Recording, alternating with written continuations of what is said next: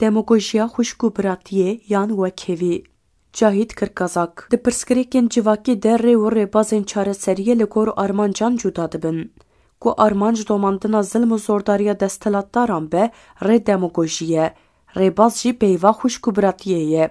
Ku armanc aramî, aştî û azadî be rê demokrasî ye, rêbaz jî jiyana wekheve. Ji ber ku demokrasî ji zordestiya desthilatdaran rawestekek e.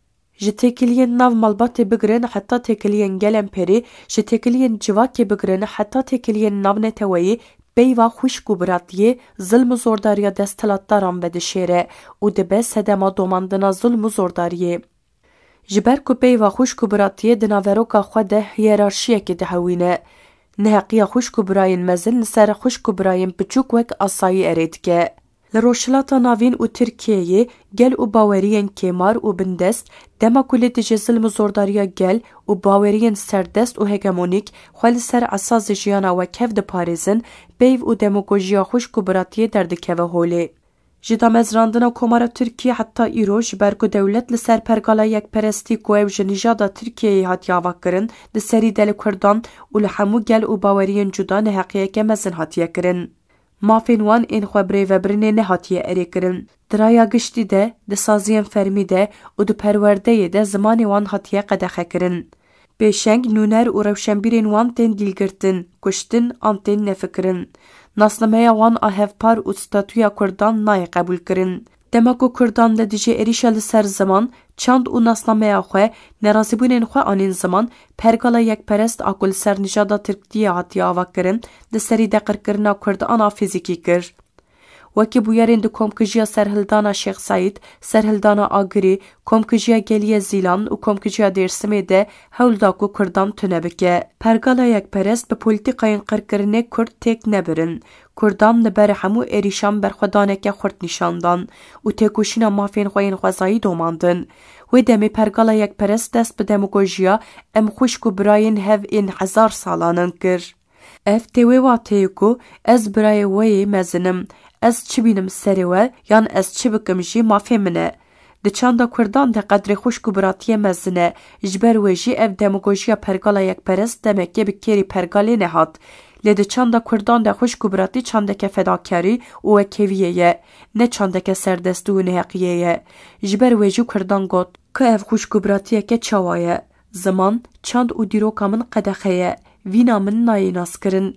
Mafê min ê xwe rêvebirinê her tim bi qey û mantîq hezkirin. Nûner û pêşengên min her tim tên dîlgirtin, kuştin an jî nefikirin. û her tim tu serdest ez bindestim. Hemû mafên xwezayî ji te re heqin, ji min re qebehetin. Pergala yekperest vê carê jî dest davêt demagojiya ommetê û biratiya olî. Pergala yekperest digot, em hemû ji ommeta Mihemedin, ola me İslam e, xwedayê me yek e.